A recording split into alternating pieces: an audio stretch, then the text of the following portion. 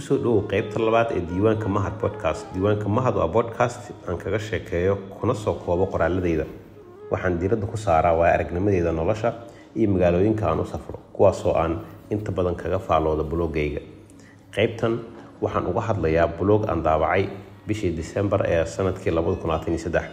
Waan uga hadlay safar aan ku tagay magaalada Jigjiga. Saaxiibkay Maxamed Cumar ayaa igu casuumay shirweynaha dhalinyarada Soomaaliyeed, Somali Youth Summit, kaasoo ka dhacay magaalada Jigjiga intii u dhaxaysay 25 iyo 27 November ee sanadkii 2023. Horay uma aanan tagin Jigjiga, waxaan xiiseynayay inaan magaalada booqdo. Ma jirto diyaarad toos ah oo Muqdisho ka baxda oo tagta Jigjiga.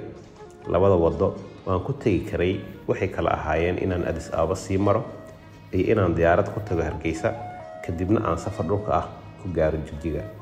Waxaan rabay inaan dhulka sii barto, waxaanan go'aansaday midda dambe. Waxaan Hargeysa isku raacnay nin dhalinyaro ah oo hal abuure ganacsi ah oo isna lagu casuumay shirweynaha dhalinyarada Soomaaliyeed. Markii ugu dambeysay aan Hargeysa ka degay waxay ahayd dabayaaqadii sanadkii 2019. Waxaan ogaa culayska aan kala kulmi karo garoonka diyaaradaha ee Cigaal International Airport. Si kastaba ha noqotee, maadaama aan sii gudbayay kaliya oo aan qorsheynaynin inaan Hargeysa sii joogo, kama aanan taxadirin oo maanan samaysan xiriiro hore. Sarkaal ka tirsan ciidamada garoonka ayaa hubiyay baasaboorkayga sida uu dadka kaleba ku sameynayay. Si kastaba, markii uu eegay boorsada uu kombiyuutarka igu jiray, ayuu arkay business cardkayga ee Somali Public Agenda. Baasaboorkayga ayuu saartay miiska xafiiskiisa. Wuxuu igu wargeliyay inaan dibadda ku sugo. Ma aanan filayn in business cardkayga uu culays ii keeni doono. Waxaan isku dayay inaan sarkaalka iyo laba kale oo la joogtay u sheego shaqada Somali Public Agenda iyo in aanay ahayn hay'ad dowladeed, balse wuxuu igu eedeeyay inaan Hargeysa u imid howlo ka dhan ah Somaliland. Wuxuu igu wargeliyay in dib la celin doono.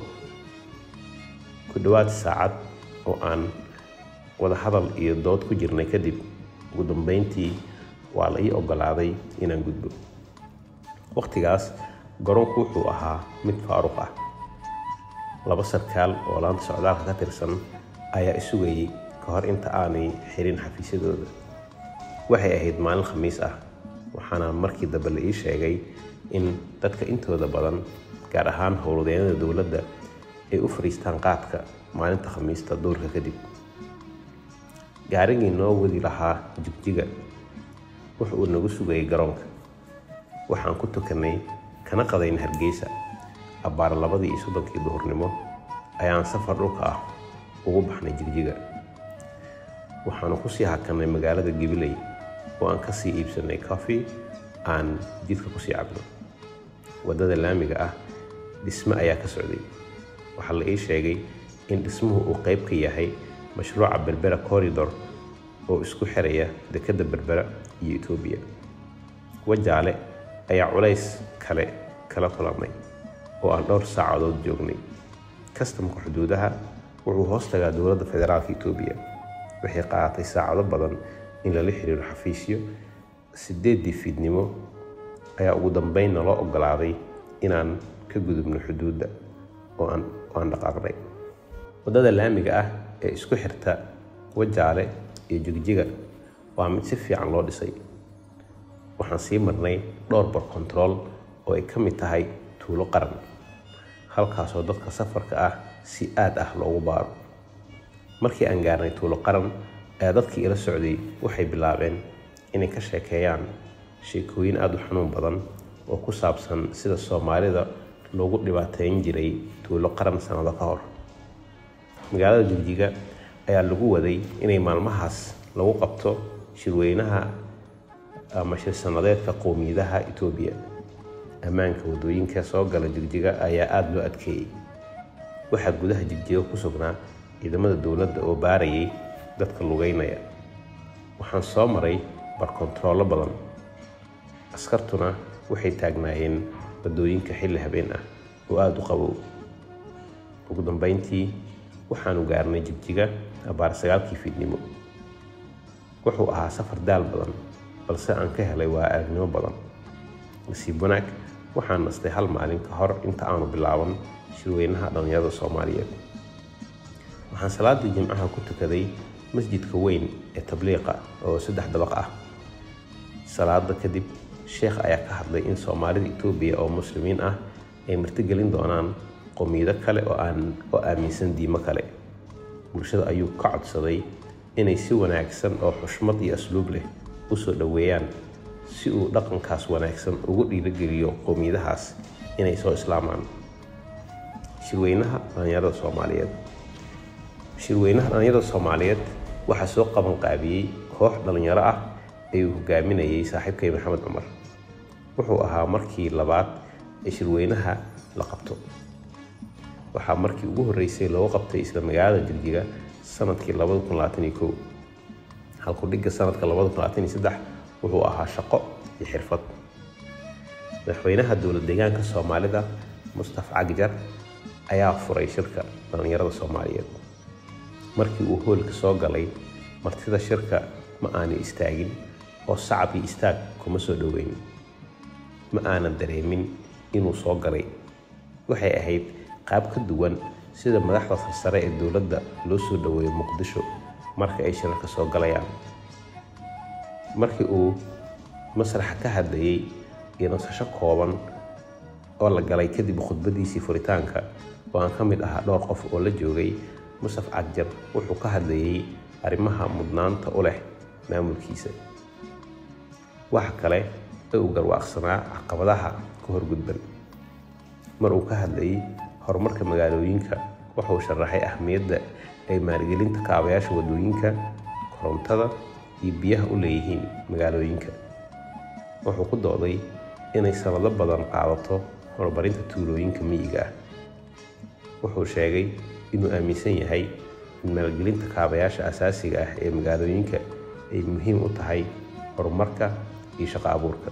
waxaan aad ula dhacay siduu u fahamsanaa siyaasadda caalamka iyo inuu isticmaalayay xogo iyo statistics si uu u faahfaahiyo qodobada uu ka hadlayay qaarkood. shirweynaha dhalinyarada Soomaaliyeed wuxuu soconayay ilaa habeenkii. inkastoo aan jadwalka hore u sii helin, waxaan ka qayb galay 2 kulan oo xiiso leh oo fiidkii maalintii koowaad ee shirka la qabtay.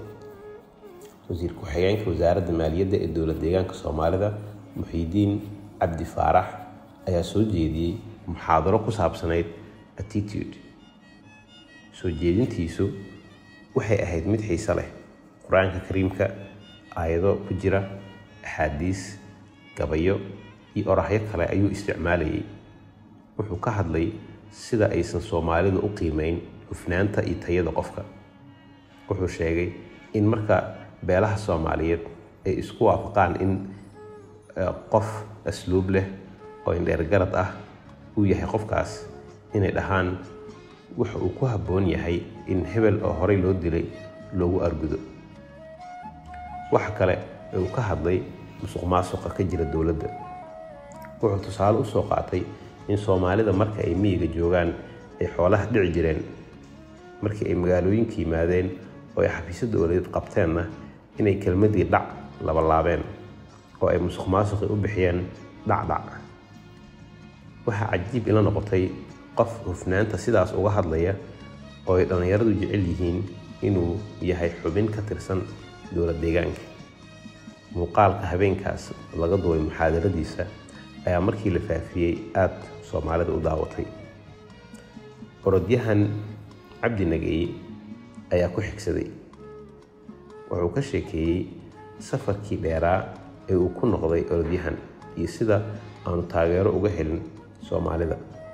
wuxuu sheegay in dhalinyarada Soomaaliyeed ee guulaysatay ay yihiin kuwo iskood u dadaalay oo aan helin hay-ado iyo nidaamyo taageera. waxaan maalintii labaad ku biiray gorfayn ay igala qayb galeen Maxamed Madar oo aan mar soo wada shaqeynay balse hadda ka shaqeeya kuna nool magaalada Boorama, Maxamed Xaaji Ingiriis oo taariikhyahan ah, iyo Nuurudiin Jilaani oo dadka reer Jigjiga ah aqoon-yahanada ku nool magaalada. Maxamed Cumar ayaa daadihinayay dood cilmiyeedka. oo socotay muddo 2 saacadood ah. Waxaan ka wada hadalnay xirfadaha, horumarinta raasumaalka dadka iyo shaqooyinka.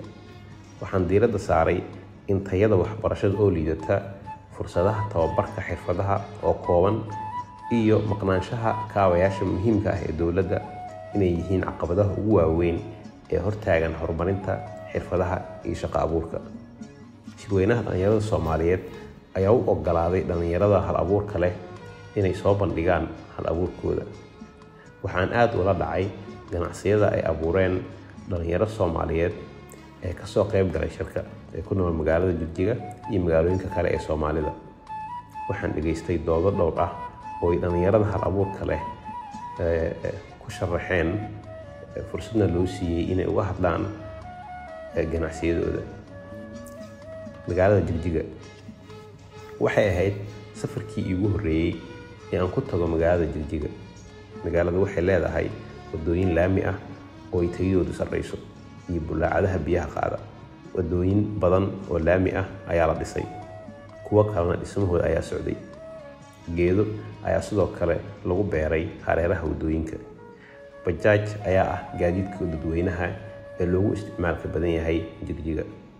Waxaan arkay hal bas dadweyne muddadii koobnayd ee aan joogay magaalada. Inkastoo kaabayaasha wadooyinka ay wanaagsan yihiin, ciriiriga bajaajta ayaa ka dhigaysa isku socodka dadka ee magaalada dhexdeeda mid adag.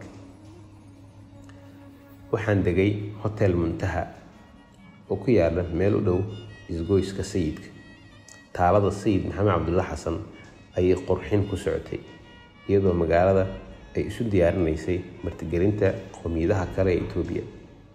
Cuntada laga cuno magaalada waxaa ka buuxa basbaas. Shaqaalaha maqaayadaha waxaa u badan gabdho Itoobiyaan ah oo aan fahmayn af Soomaaliga. Bunka iyo canjeerada oo Itoobiya caan ku tahay ayaa sidoo kale aad looga isticmaalaa magaalada Jigjiga. Soomaalida Jigjiga degan waa kala duwan yihiin, beelo kala duwan ayay ka soo jeedaan.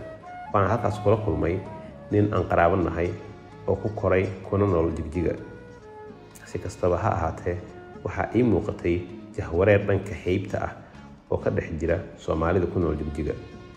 Dr. Ibraahim Aadan Dr. Doolaal ayaa kulan wada sheekaysi ah ee uu ku lahaa shirweynaha ayaan dhageystay. Wuxuu ka sheekeeyey taariikhda dowladnimo ee dowlad deegaanka Soomaalida.